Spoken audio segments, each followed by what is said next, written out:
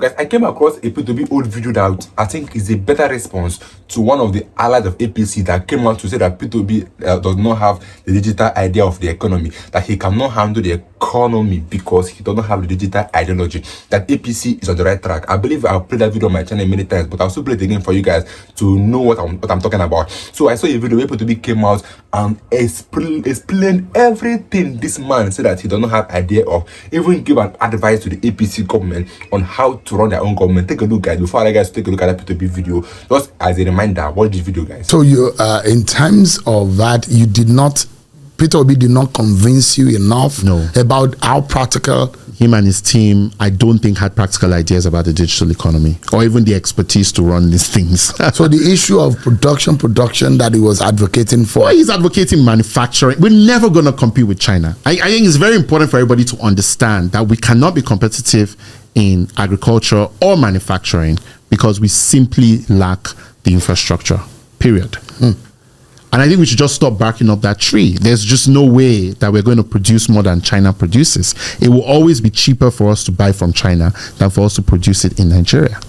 So guys, you've heard it a bit. He said that P2B does not have any idea about the digital economy, and also he was hammering on the issue that why would P2B be talking about production, that we cannot compete with China. Nobody was competing with anybody. P2B was also about Nigeria economy, building the economy. I will not talk much because this video is going to be a long one, but I beg you to watch to the end and hear every single detail about what P2B said about the economy and about politics and about leadership. Like, he even educated this APC government that claims that they know about digital economy. Because tell me, how can you have digital economy, but yet we are struggling with electricity in Nigeria? We are struggling with tariff in Nigeria. But the same people went to Egypt to go and have the idea of how they run their own electricity so that it can be implemented in Nigeria, so that it can reduce the cost of electricity tariff in Nigeria. This is a man that they said that don't have this digital economy idea. But this was what a man did on his own. He was not sponsored. With his money, he went to Egypt to go and get an idea of how they run their own electricity so that it will be cheaper for Nigerians. And then some persons even have the mind to say that people do not have the idea of digital economy. Just hear what he said in this video, and I'll be with you guys in a minute. Mr. B, you've been a voice in the wilderness during the 2023 campaign, highlighting the wastage by people in government. Here at News Central TV, we have had a look at the 2024 budget, and there are parts of it that give grave concerns about where the taxpayers' money is going. Have you had a look at the budget, and does it worry you the amount of money that is going to agencies that look like they're going to fritter away taxpayers' money? I have, and I've several times raised concern, grave ones, about the budget. I've sent messages about it. If you follow me up in Twitter, you'll see where I have complained severally. Even when the senator, one of them, alleged that there was 3 trillion pardon, I did make a humble appeal and that budget be taken back and looked at to ensure that the right things are there. Because you could see it clearly that the budget, now I'll give you a few examples which I've highlighted. The budget of, say, National Library. A country the size of Nigeria does not have a National Library to date.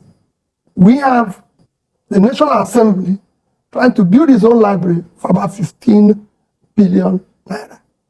When the budget of National Library is not up to 1 billion.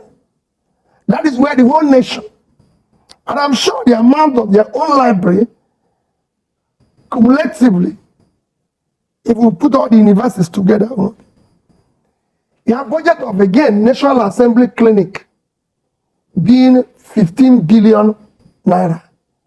When, if you put together the entire teaching hospitals, which is, in quotes, the height of our healthcare, if you put teaching hospital of our foremost universities, Ibadan, Nsukka, University of Nigeria, Ahmadu Bello, Lagos, is less than the budget of the capital budget, is less than the budget of National Assembly Clinic. I can go on and on. The Ministry of Science as a ministry, the entire capital budget is about 6 billion. When the budget of the car park of House of Rep and the Senate is about 6 billion. So the priority of the government is to create car It's park. totally much more misplaced in today's system. And if you've seen that the pardon, which they said is not true, has now become even a reality. Because if you go where you're now seeing in places of like National Space Research Development Agency, and you're now seeing 80 million for those beings in Oyo, 80 million for sensitization of unwanted pregnancy, 170 million for sensitization for territorial rulers on peace and conflict resolution in space agency. So You're what not space seeing- agency got to do with traditional rulers? You can believe it. You're not seeing where we have about 300 million over a national news agency of Nigeria for tricycles and school renovation. And you can go on and on and on and seeing things like that. And you ask yourself, how did we come here? Like I've always said, government needs to prioritize our small resources in key development areas, which are health, education, and per capita, pulling people out of poverty. And these areas are not getting enough support. If you talk about your healthcare, the most important part of your healthcare is your primary healthcare. That is the foundation. We have today overtaken India in infant mortality, 7 times our population, and the capital budget of our primary healthcare for the whole nation is about 59 billion. The cost of our presidential jet at 100 million is about 160 billion. That is 3 times our primary healthcare. And this is not the only private jet that the president No, has. just the new one. We Just the purchased. new one. They said it's 100. We don't know the actual figure because they need to reconfigure it and everything. So When you say they need to reconfigure it, are you suggesting the numbers are being massaged? I don't know what is happening because nobody knows. We now live in an era where nobody knows what is happening. All you know is that you wake up in the morning, they tell you, we've bought these new cars, nobody. That is why I keep saying we must go back to the parliamentary system of governance. Even if we have to maintain the presidential system, we have to include where everything have to be explained. But when you say parliamentary, you know that the Constitution of Nigeria says it's a presidential system. Are you by any means suggesting that there is a need, or you're suggesting and supporting those who say there's a need for a national conference where we decide a new constitution for Nigeria? The way we govern Nigeria, not just in the constitution, the way we move as a country. Yes, I support that. But then we need to also have, we can keep, even if we keep the presidential, there must be a bit of tweaks to the parliamentary setting where it will be properly explained, all these expenditures, because the waste is incredible. What we're going through now is never imagined. So how do you constitutionally, and I know you have never said or claimed to be a lawyer, but when you look as a politician who's been in the political domain in Nigeria for many years, how do you think it's going to be possible for Nigeria to have a constitution that says this level of wastage is not acceptable and this number of ministers in Nigeria and assistants and special assistants and senior special assistants will no longer be constitutional? How do you think that can be factored in? I don't think it's a constitutional thing.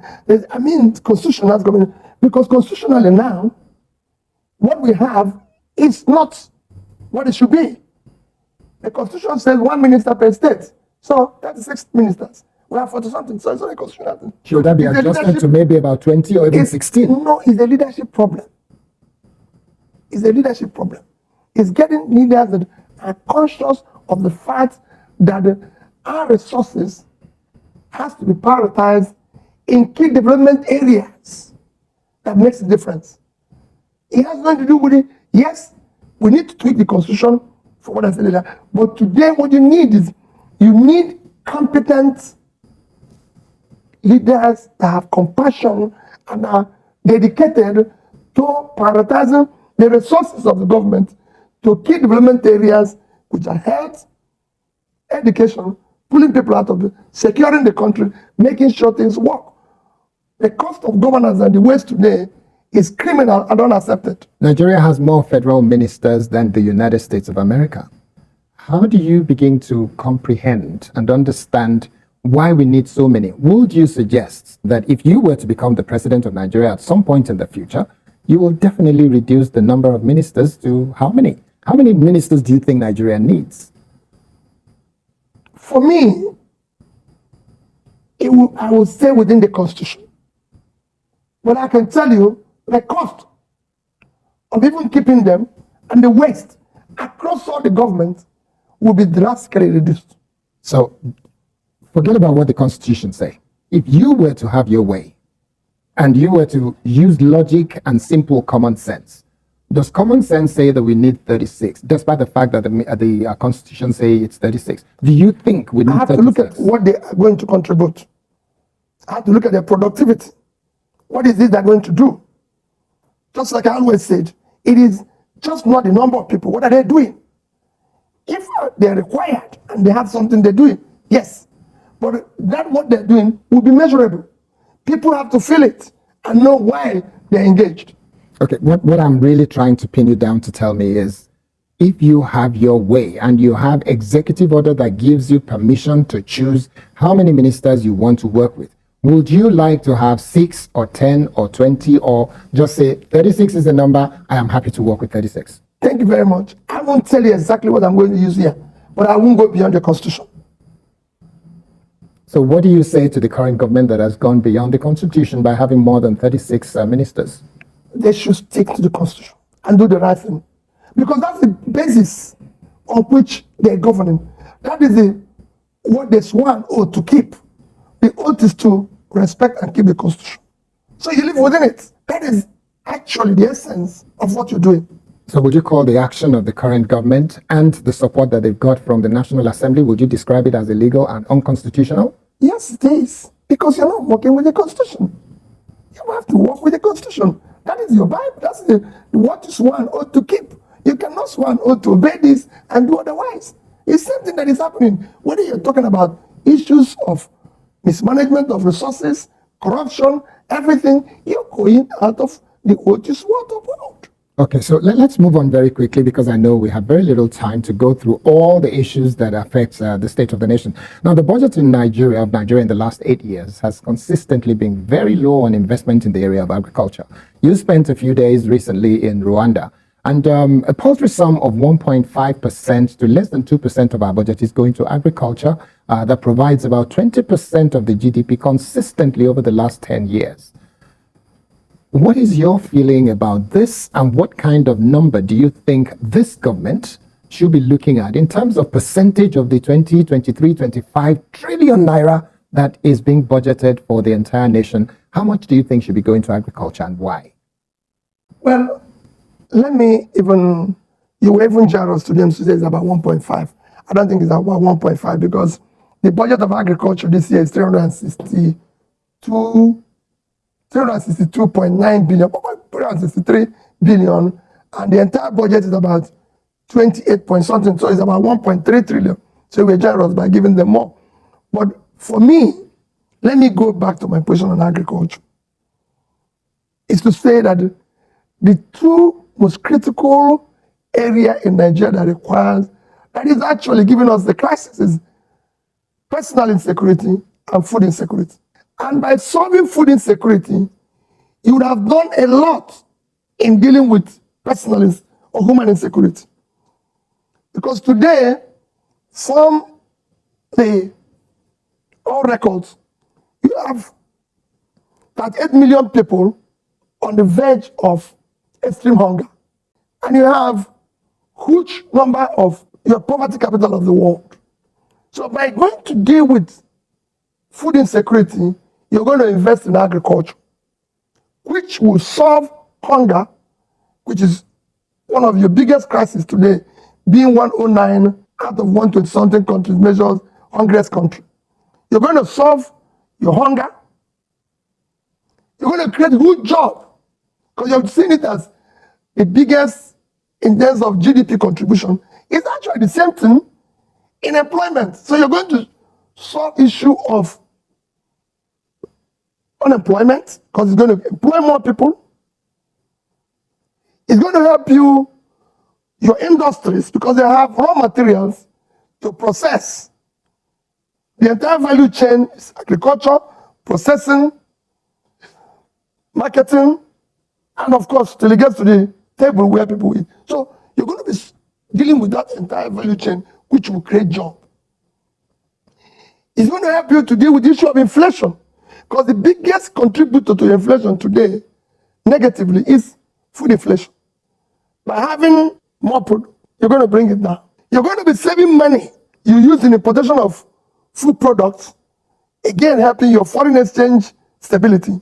And if you export, it's going to help you to bring. So everything about agriculture is a win-win that you need to invest aggressively on it, because by pulling people out of poverty and everything, you reduce the criminality and all that. For me, areas of agriculture, which deals with the third issue of development, pulling people out of poverty, health and education will receive no less than 10% each of the budget. And it's important. But if you look at what we have said about agriculture, if you look at your agriculture today, with a budget of 263 billion naira, in fact, out of that 363 billion, the actual thing that you're investing is 252.8, about now 253 in capital budget. By the time you add 160 for new jets, 21 billion for new VP house, 15 billion for Library of National Assembly, 15 billion for their clinic, and all other furnishings, you find out you have 250 something billion for the entire country to solve issue of hunger. In fact, the overhead for the entire agricultural ministry is less than 10 billion, which is about the money you have spent, about 50% of the money you spent just in housing the vice president. So tell me, Nigerians are saying that all politicians are the same. In just a few minutes ago, you were invited to our newsroom and you told the young journalists, all of them that work for News Central, you told them that the problem of Nigeria is not Nigeria, it is politicians. That is the problem of Nigeria. So nobody should be praying for Nigeria, they should be praying for our politicians. Now that brings me to this question that a lot of Nigerians are asking about our politicians. The President of the Federal Republic of Nigeria decided that he wanted to make the National Assembly members happy by providing them brand new vehicles that cost a whopping sum. That is the dream of so many Nigerians, but they just could never touch. There is not one member of the National Assembly that rejected this vehicle, not even members of Labour Party in the National Assembly. What does that tell you about the quality and caliber of human beings that are called Nigerians that are in the National Assembly? If you recall when I mentioned to the young ones, very energetic, hardworking young ones in this facility, I said that we are the problem. I didn't exclude myself.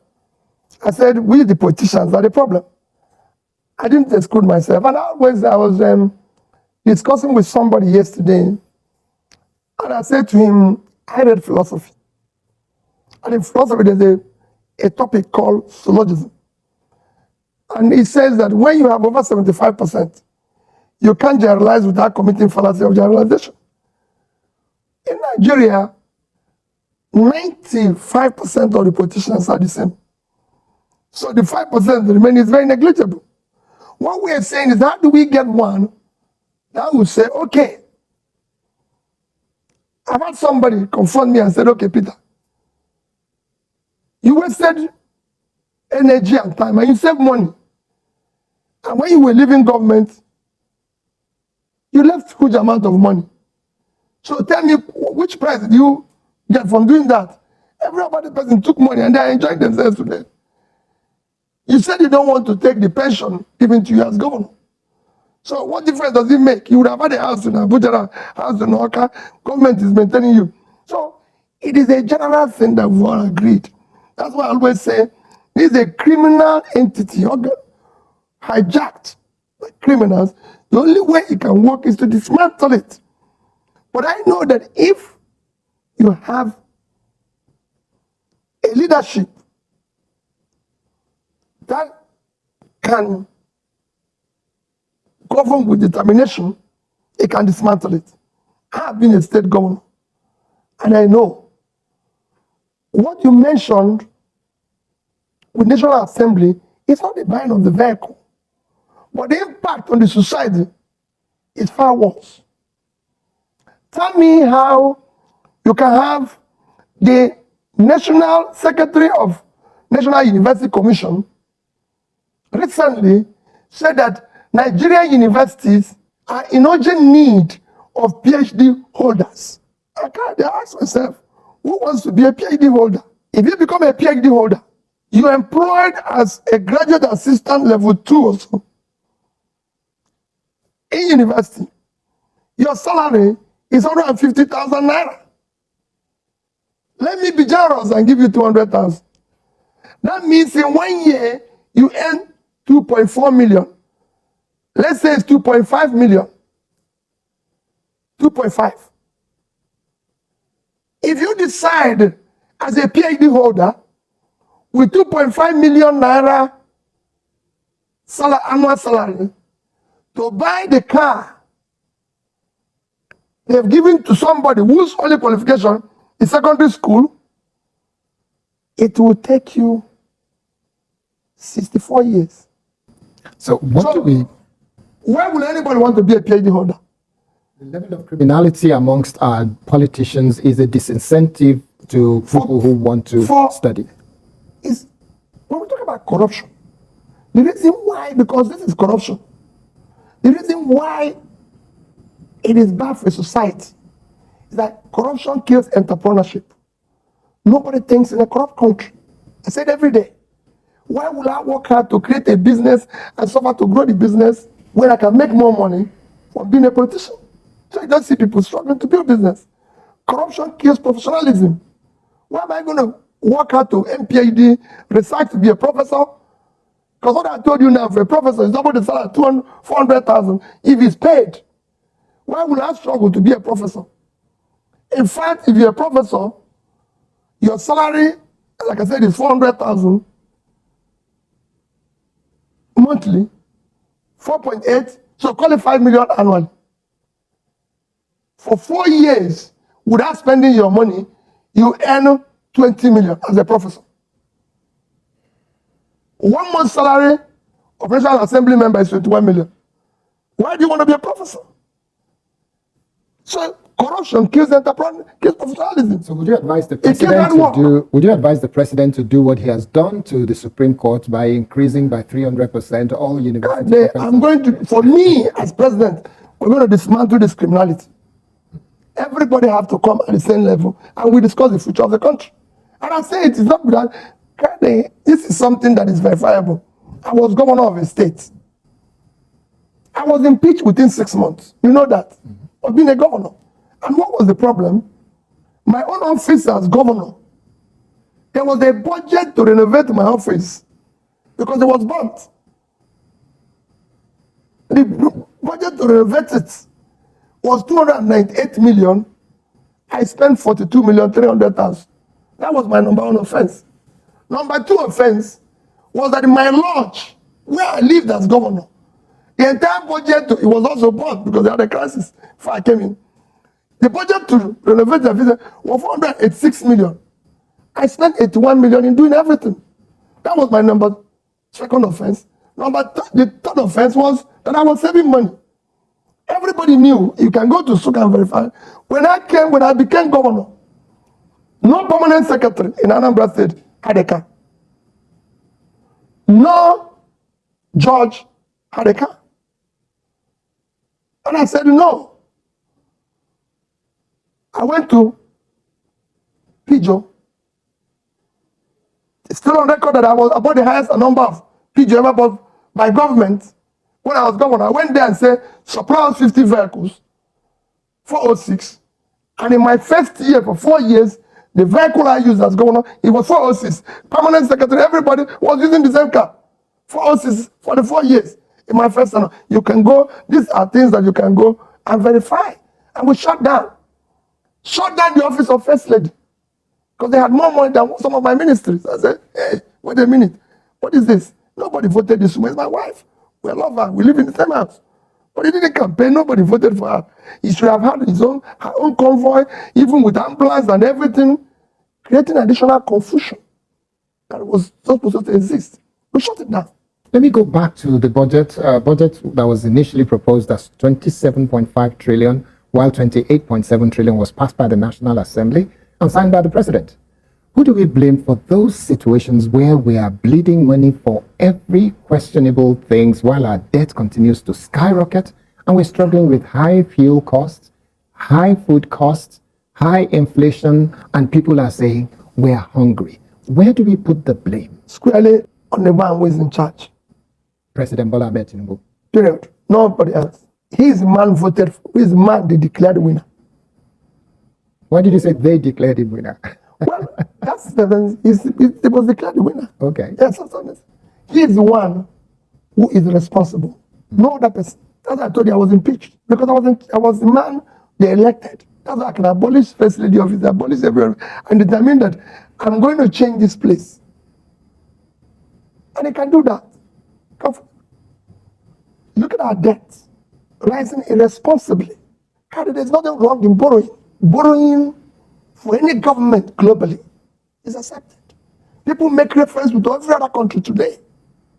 I've compared so many countries with the issue of borrowing. Even countries people cite, like Singapore. Singapore today owes over 100% of their GDP. But they have a clear law that all borrowed money must be for investment. Japan owes over 200% of their GDP in debt. But the money Japan borrowed, most of their debts, apart from being domestic, were used for the economy and the people of Japan. And today, the highest holder of US treasuries, up until maybe 2 years ago, I don't know what else. China, every other person, wherever, have huge debts. But you could see where those debts were invested in. Today, we are the number 3 highest debtor to World Bank. That happened within the past 1 year. We actually estimated that the way we are going will soon be number 1 highest debtor. The projection is that we'll have more than 150 trillion. A country without anything to show for it. A country like Bangladesh is within those 3 highest debtors of World Bank. But they could see the difference. It is very clear. In 2015, let me not go back for that. 2015, when this APC government started, our debts was a third of what it is today. We are now over $100 and something billion. We're now in a situation where we can't explain what happened, but just look at a country like Bangladesh. In 2015, they had huge debts with a GDP of 195 billion and per capita of about 1,300. Today, Bangladesh, as of 2023, is with a GDP of over $460 billion, with a per capita of over 2,500. Nigeria in 2005 had a GDP of over nearly 500 billion, with per capita of over 2,500. Today, our per capita is just about a little bit over 1,000. Okay. That is the crisis you face. And we have tripled our debts. That means the money we borrowed were all either swallowed by snakes, pythons, tortoise, monkey, a lot of things. That's why we are now in this new song of go. When people put the money, the elephants even follow that eat the money because the man goes to parties. Now, the APC that they said they have the digital idea of their economy, what have they implemented in Nigeria aside pain and hunger? What have the APC government that is good in digital economy, what have they been able to do? Even look, they have digital economy, but yet in Nigeria we don't have electricity. Companies are clashing and closing down because of this lack of electricity. And then they have the digital economy ideology, but yet they cannot even come up with a good way to provide electricity for Nigerians. Imagine a whole Nigeria don't have electricity. Talk more of their tariff plan. I mean that MTN and Airtel, Glow, etc. Do you know how much you cannot even buy a reasonable data with 20,000 naira, and yet it will not even last? And then somebody is coming out to talk about digital economy ideology that P2B does not have it, but them they have it. But yet, where have their digital ideology gotten this country to? It has gotten on to the worst and the worst part of the economy in the history of Nigeria, to the extent that everything that Tinubu made went up ×2, and then his allies is coming out to tell us that P2B does not have the idea of digital economy. So APC has it, but what I keep asking, what is that one thing that we can boldly say that the APC government have done in the betterment of Nigeria? Is it the way they borrow money and they squander it themselves, or is it the way that they remove subsidy and the money gotten from it are being used for their own personal gain? Or is it the SUVs they buy every month, or is it the private that they bought for Tinubu, or is it the houses that they renovated, or is it the billions of money that they used to spend on their personal self? Is that how to run a digital economy? Is that how somebody that have the idea of digital economy used to behave? Because right now, all the money they got are not being used where? The Kubo here that said that we have good Nigeria, we have mineral resources, we have rainfall, we have best in agriculture, but we are mismanaged. That was her statement. Because from this way, the APC government are mismanaging all our resources. Tell me where the money they are getting from all this are going to? Into their own personal pockets. Because tell me, okay, they allocated the Calabar Coastal Road in Lagos that made them to demolish the big company of Landmark to build a Calabar Coastal Road, and the project was given to Tinubu's son company to tell that these people are busy enriching their family more and more, instead of thinking away how can they help Nigerians that they are leading. But no, they are only thinking about themselves. And then tomorrow somebody is coming out to talk about this type economy that people have no idea about it. People that went to Egypt to go and make inquiries and know how Egypt are running their own electricity, because I think it's cheaper there, so he can implement it in Nigeria. This man I'm talking about is not in any position in Nigeria, not the leader of Nigeria. He's just a candidate that wants to be. He's not yet, but he have done more than this government have ever done. P2B single-handedly went to the north to give borehole. He gave not less than 100 million or above in the north, not being a northerner, but yet he has blessed the life of northerners more than the so-called northerners. And then somebody is coming out to say that people do not have the ideology of running a digital economy, which is insane to come from a man. That man is a youth, because he's not up to 60 years or 50 years. But it is what is common to say, that Tinubu does not have the idea of digital economy, that we can be talking of production now, whereas we don't have for easy effects or anything. The main thing that we need to start producing our own things so that we can be able to build our own economy. Nobody is fighting with China. We want to produce within ourselves so that the economy can at least be managed, because everything is high, everything is costly these days. People can barely feed, people can barely even buy things anymore. To buy clothes now is very, very expensive. And then somebody is talking about this economy. I will see you guys in my next video. Don't forget to subscribe to support again. Stay tuned, guys.